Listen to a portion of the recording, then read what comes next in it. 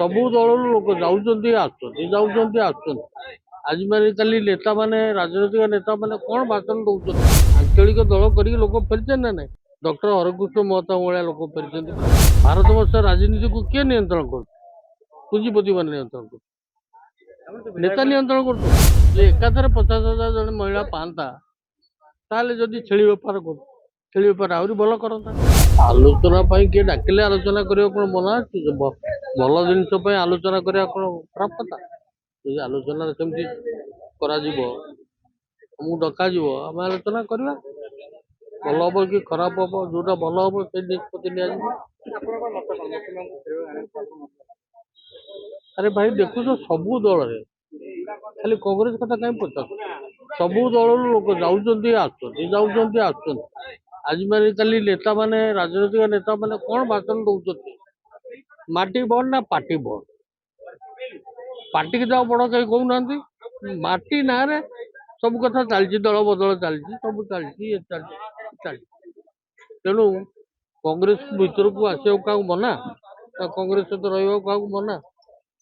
କିନ୍ତୁ ଯେତେବେଳେ ଯୋଉଠି ଶାସନ ଯୋଉ ଦଳ ଥାଏ ସିଆଡିକି ବେଶୀ ମୁହାନ୍ତି। ପୂର୍ବରୁ ଥରେ ନିର୍ବାଚିତ ହେଇଥିଲେ, ପୁଣି ଆଉଥରେ ଆସିଥିଲେ, ଏଥର ନ ଆସିଲେ ସେ ଚଲେଇଛନ୍ତି। ସିଏ କଣ ଯାଇଛନ୍ତି ସସ୍ପେଣ୍ଡ କରାଯିବ? ସେ ଆଞ୍ଚଳିକ ଦଳ ଗଢିବା ପାଇଁ ବର୍ତ୍ତମାନ ତାଙ୍କର ସେ ପ୍ରୋସେସରେ ଅଛନ୍ତି, ସେ କଣ ଆଉ ଫେରିବେ ବୋଲି ଆପଣଙ୍କର? ନାଇଁ, କିଏ କହିବ? ଆଞ୍ଚଳିକ ଦଳ କରିକି କଣ ଲୋକ ଫେରିନାହାନ୍ତି? ଆଞ୍ଚଳିକ ଦଳ କରିକି ଲୋକ ଫେରିଛନ୍ତି ନା ନାଇଁ? ଡକ୍ଟର ହରକୃଷ୍ଣ ମହତାବ ଭଳିଆ ଲୋକ ଫେରିଛନ୍ତି ପରା। ନୀଳମଣି ରାଉତରାୟ ବି ଆସିଛନ୍ତି। ଡକ୍ଟର ହରକୃଷ୍ଣ ମହତାବ କିଏ ଆସୁନି? ସେଇଟା ହଉଛି ଆଜିକାଲି ଗୁରୁତ୍ୱ ନାହିଁ। ଆଦର୍ଶ ବିହୀନ ରାଜନୀତି ବର୍ତ୍ତମାନ ଚାଲିଛି। କୋଉଠି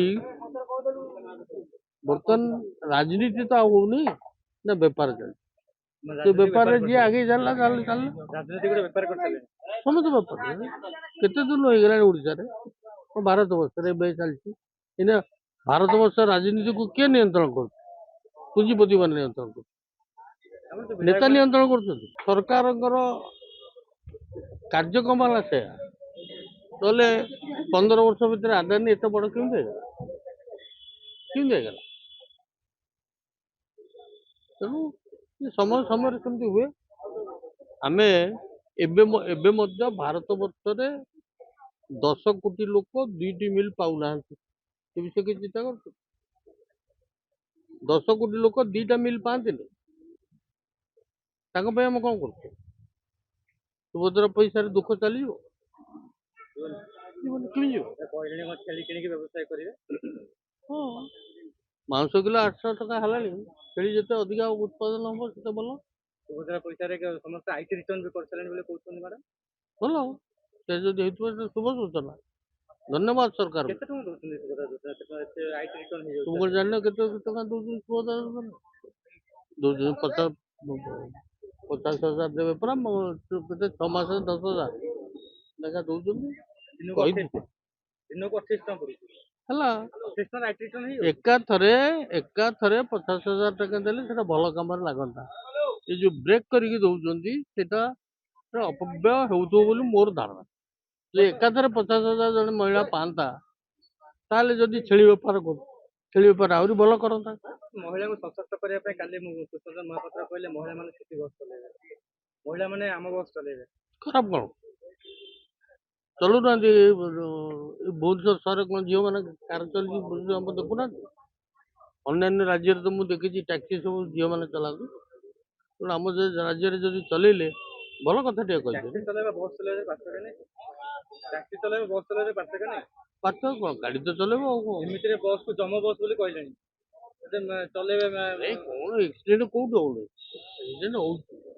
ତେଣୁ ଅସାବଧାନତା ଦୃଷ୍ଟିରୁ ଯୋଉ ଏକ୍ସିଡେଣ୍ଟ ହଉଛି ସେଗୁଡାକୁ କଣ୍ଟ୍ରୋଲ କରିବାର ଅଛି। ଏକ୍ସିଡେଣ୍ଟ ତ ହବ, ତେଣୁ ଯେତେ କମ ହବ ସେତେ ଭଲ।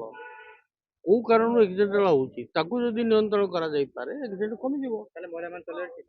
ମହିଳାମାନେ ଚାଲିବ, କିଛି ଭୁଲ କଥା ନୁହେଁ, ଭଲ କଥା। ଆପଣ ସ୍ୱାଗତ କରୁଛନ୍ତି? ବିଲକୁଲ ସ୍ୱାଗତ। ତାଙ୍କର ଅଧିକାର ଅଛି, ସେମାନେ ଚଲେଇଲେ କ୍ଷତି କଣ? ଚଲଉଛନ୍ତି, ସାରା ପୃଥିବୀରେ ଚଲଉଛନ୍ତି। କଣ ଏଇଟା ତୁମକୁ ନୂଆ ଲାଗୁଛି? ସାରା ପୃଥିବୀରେ ଚଲଉଛନ୍ତି। ପୃଥିବୀରେ ବସ୍ ଚଲଉନାହାନ୍ତି, ଟ୍ରେନ ଚଲଉନାହାନ୍ତି, ପ୍ଲେନ ଚଲଉନାହାନ୍ତି। ଆଉ ତାହେଲେ ଟ୍ରକ୍ ବସ୍ଟା ଚଲେଇବାର କଣ ଅସୁବିଧା ହେଲା? ଯୁଦ୍ଧ ଜାହାଜ ଚଲାଉଛନ୍ତି କେତେ କଣ କେତେ ଲାଗ ଭଲ ଗୁଡ୍ ପ୍ରପୋଜାଲ ଅଫ୍ ଗଭର୍ଣ୍ଣମେଣ୍ଟ ସରକାର ଯାହା କରୁଛନ୍ତି ଭଲ କରୁଛନ୍ତି।